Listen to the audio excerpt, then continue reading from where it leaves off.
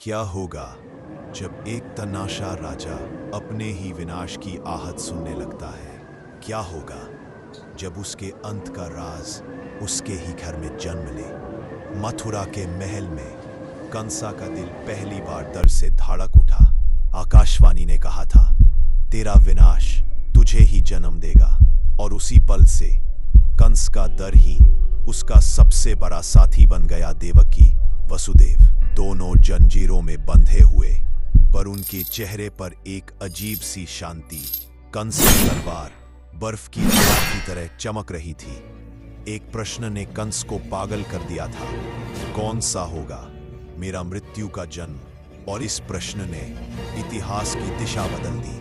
आधी रात काले बादल और बंदीखाल का दरवाजा अपने आप खुल जाता है, जैसे प्रकृति खुद कृष्ण के जन्म का रास्ता साफ कर रही हो। वसुदेव ने शिशु कृष्ण को टोकरी में रखा। बारिश तूफान बन चुकी थी, पर यमुना जैसे उनके चरणों को रास्ता दे रही थी। शेषनाग आसमान में विस्तृत होकर एक ढाल बन जाता है। मथुरा महल में कंस नींद से चीख कर उठता है। कौन है? कौन आ रहा है? उसकी आंखों में धर की तस्वीरें, 7 बच्चों की चीख, जंजीरें और वो आकाशवाणी। तनाशा सबसे बड़ा दुश्मन कोई सैन्य नहीं होता, उसका अपना डर होता है।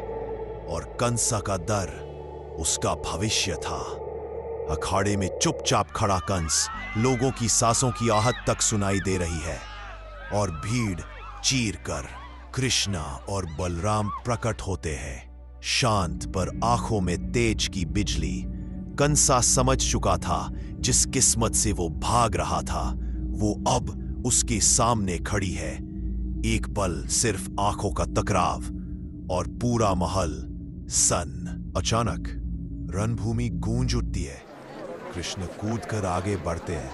एक तेज प्रहार, कंस जमीन पर गिरता है। शांत निशब्द अंत हमेशा कठोर होता है, पर सत्य कभी नहीं हारता। जिस रात कृष्ण का जन्म हुआ, उसी रात कंसा का अंत लिख दिया गया था।